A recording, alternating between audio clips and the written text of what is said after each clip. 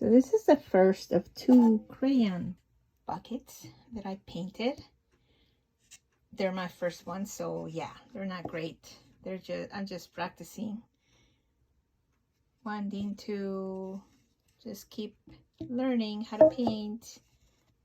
I used to, look at this mess. It's okay. I know in about a year or 2, I'll be like doing way better than this. But in the meantime, I'm having fun. Anyway, that's one. This one is a total mess. I can't turn it yet. Oh, there's some parts that are still wet that I've already touched, but I don't want to keep touching it. I'm probably gonna end up painting over all this because I really made a mess. But see, I'm having fun, and that's what it's all about, right? Just having fun. Anyway, I'll let you know what I end up doing with that one.